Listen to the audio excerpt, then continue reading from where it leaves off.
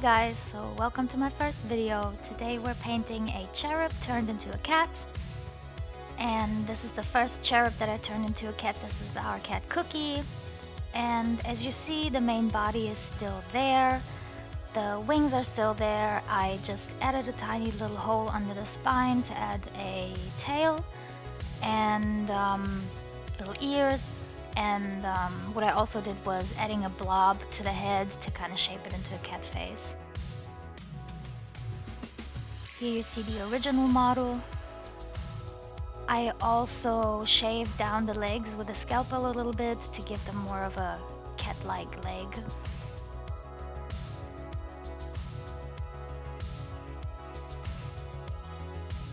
And this is Bean. This is our second cat, and that was the second cherub in that set, and I turned it into her. As you see, it's a little slimmer because I just did it a little better than the first time. So to turn any kind of model into something else or add something, you will need those clippies, a wire, and green stuff. You won't need the wire all the time, but if you're planning on having a part of the model stick out kind of further away from the middle of it, it would be better to add a wire underneath the green stuff just to give it some more stability. And the needle, for example, is just good to like poke a little hole to have a little more stable spot for the wire. Then you add some glue. I always use quick drying one just to have it a little bit more stable. And with the green stuff, if you don't know how to use green stuff, it's basically just cutting off a little bit of the yellow and the blue, mixing it together, and then forming something else.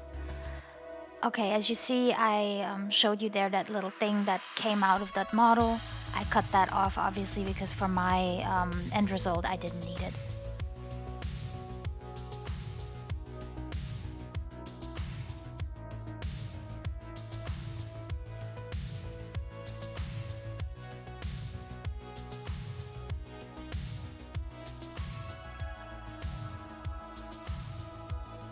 Okay, and now let's get right into painting Bean.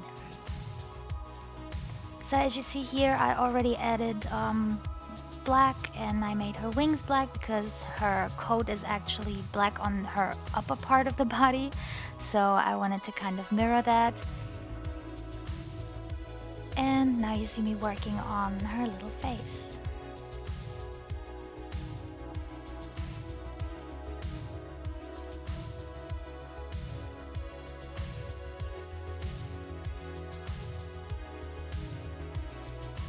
You can always base the models in any color you like. In this case, we chose white because that's what we had left, and yeah, it really it's actually better to start with black just to have like a little underneath black layer for shadows, but in my case that turned out well.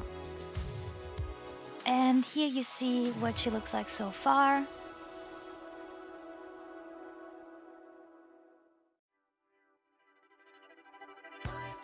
And now we're adding some gold. I also like using brass and copper a lot, or bright gold, just to give the metally parts some dimension. I really like mixing them up and using all sorts of types of different colors, even if it's just on a little crown like that.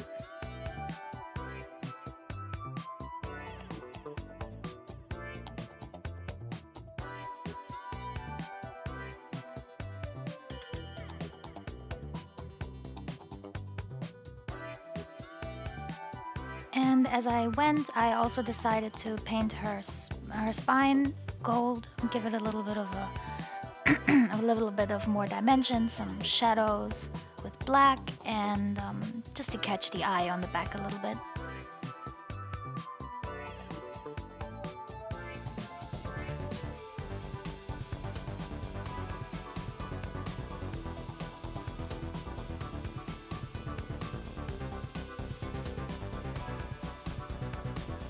And there are my humongous glasses.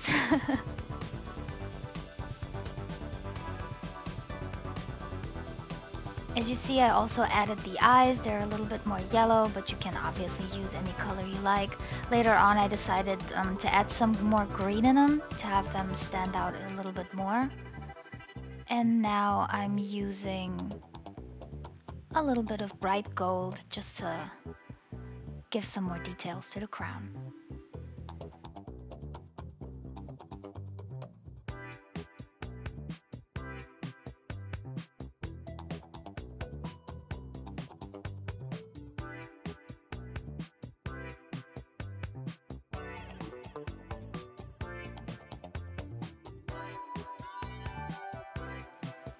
And there you go. This is her painted with the crown. I also finished up the barrel with some gold and silver colors and a little bit of copper on the sides.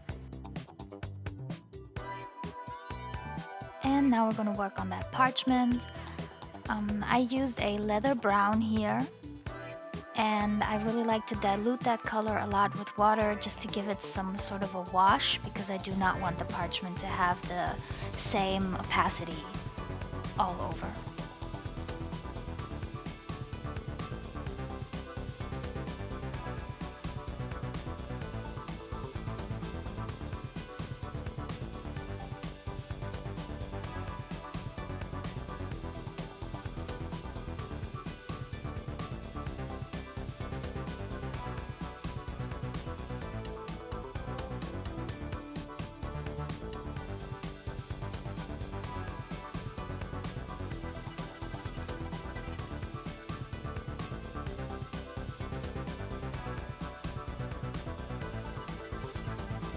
And now I'm adding in some writing on the parchment with a very fine brush and some black.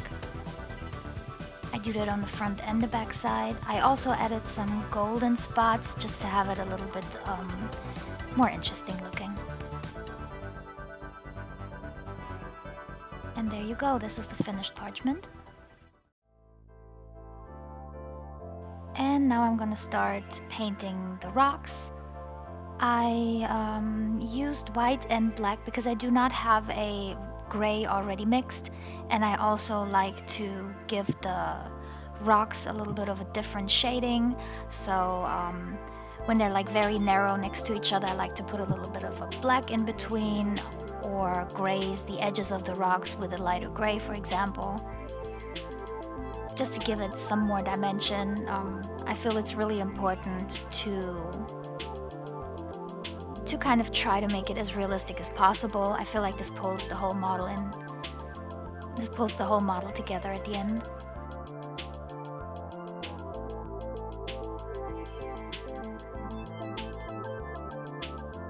Honestly, you can also use any color you like. Some people have like Mars bases, so obviously they would maybe rather use like a reddish gray or reddish brown for the stones. Is there such a thing? A reddish gray? Probably. Okay, this is what it looks like so far.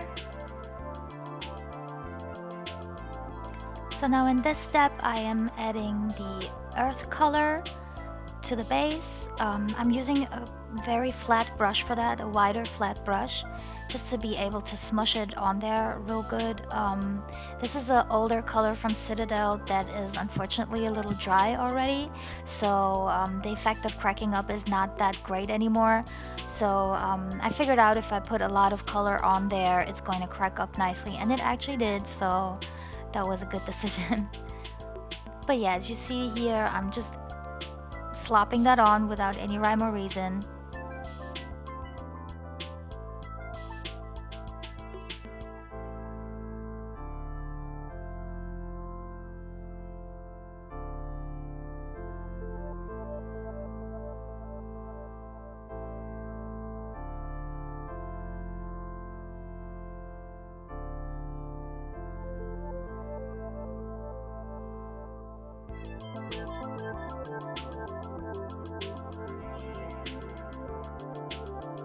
And this is what it looks like dry. As you see, the floor cracked up a little bit.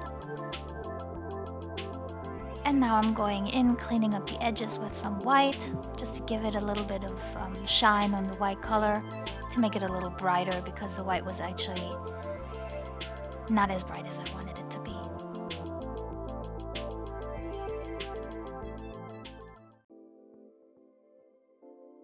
Okay, and now we're coming to the finishing steps. I added a little grass tuft.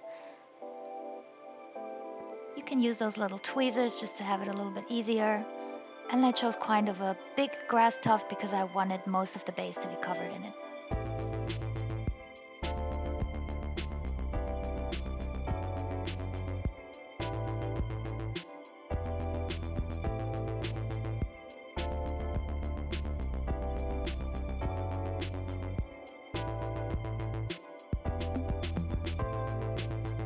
In the next step, I'm going to add snow.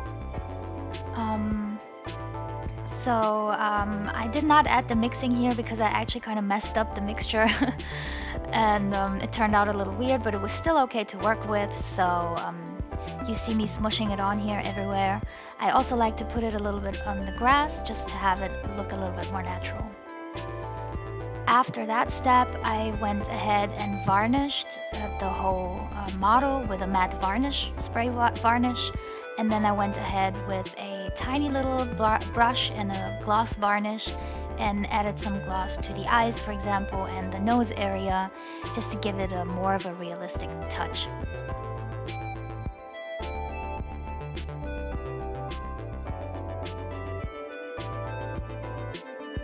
And there she is.